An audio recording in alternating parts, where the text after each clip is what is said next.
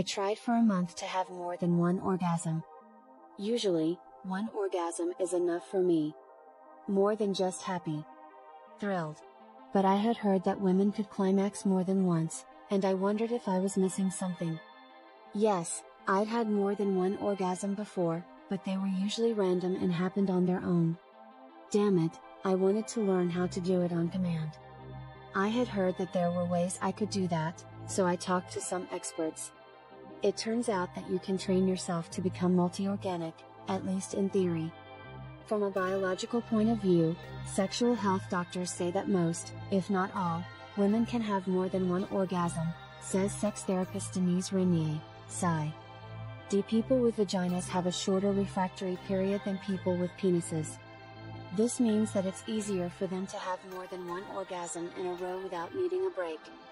So, I decided to go on a month-long quest to train myself to be consistently multi-organic. Will be able to have multiple orgasms pretty much whenever I want to make sex with me and others better. I mean, I thought that. But I was about to go on a trip because I thought it was the right thing to do. In a time when the news keeps us up at night and our social media feeds are never-ending horror pits, it's important to find healthy ways to deal with stress. Some scientists say that female orgasms encourage reproduction, but I would argue that they are also a way to stay alive. They exist to remind us of the good things in the world and the things we have to look forward to. Because of this, it seemed especially important in these times to be able to have more than one orgasm. Lori Mintz, PhD, author of the book Becoming Clitorate, Why Orgasm Equality Matters and How to Get It, defines multiple orgasms as the ability to have more than one orgasm without losing your arousal completely in between, though she notes that people should be able to use whatever definition of the term suits them. I decided to use this definition for this exercise, and for a month I tried every way I could think of to theoretically cause more than one orgasm. Here's what happened. Week 1, Vibrators and Pornography.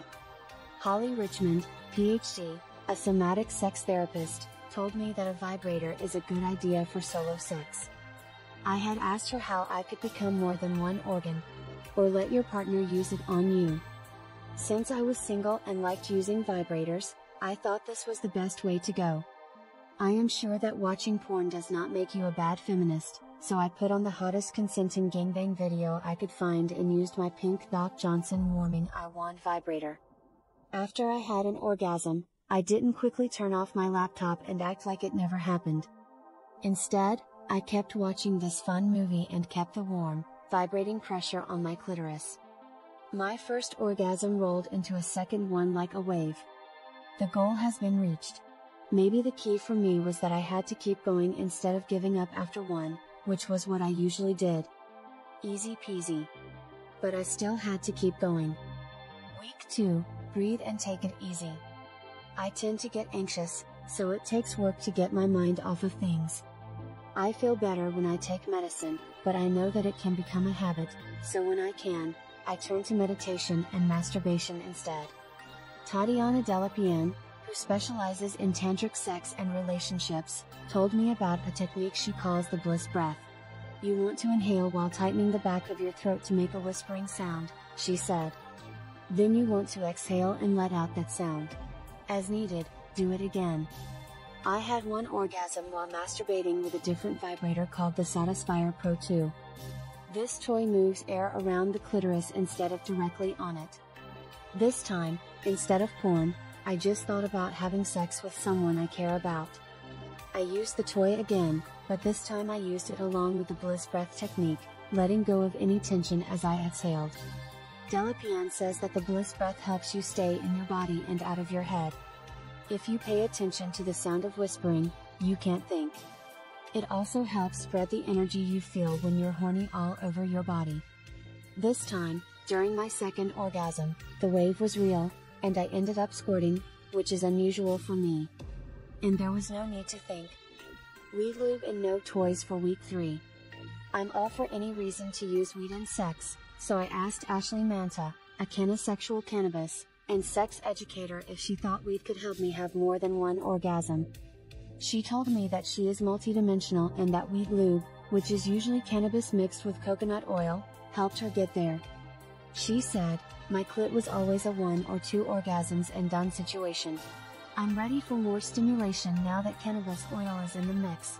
Damn, and I thought having 2 made me multi-organic. I thought I'd try some Foria pleasure spray. Since I was already spraying it on with my hands, I decided to do it by hand this time. Usually, I like to use things like Foria when I'm masturbating. Adding cannabis oil to solo sex makes it feel more like a ritual, and having a stoned vagina feels very glam, though THC topicals will only get you high if you ingest them orally. Also, I've had orgasms caused by Foria that were insanely awesome. This time, though, I didn't reach my peak. I said that it was because my day had been so tiring. Plus, I was beginning to worry that the vibrators had hurt my clitoris. Dr. Richmond says that shaking up your masturbation routine can't hurt, but vibrators won't ruin your ability to orgasm for good. Maybe all I needed this week was to sleep and be held. Week 4, working out and scary movies. Dr. Mintz says that slowing down your heart rate with bubble baths or deep breathing can help some people reach their climaxes, but for others, they need to speed up their heart rate. Some women find it helpful to do the opposite of relaxing, she said. It's like going for a run or even watching a scary movie because it gets more blood flowing. So when I got home from work, I put on The Shining, which is one of my favorite scary movies of all time. I didn't think about how this movie is more of a slow burn than a jump scare, though. Also, Jack Nicholson goes after his wife with an axe and poop, which is not something that makes me want to masturbate. I turned off the TV and walked up the street to my gym when that didn't work.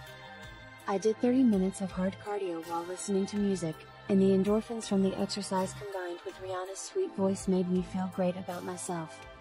Still sweaty, I ran back to my apartment, put on some David Bowie to keep the good feelings going, washed my hands, and went to town on myself. I kept going after I orgasmed, just like I had learned in week 1. Sure enough, the great way I felt about myself led to another high point. Exercise FDW. What comes out? So my mission was a success in the end. By making a conscious effort to keep trying to orgasm after I had already done so, and by using the bliss breath technique, I was able to orgasm more than once regularly. But as I tried to become an orgasm machine, I realized that maybe orgasms shouldn't be the main goal of my sexual experiences at this point in my life. Even if you can't have an orgasm, which is called an orgasmia, you can still have a great sex life. Dr. Renier says, the bottom line is that there is no wrong way to ogle. The point of sex is not to have a goal. It's all about the journey. From that point of view, my trip was indeed a very pleasant one.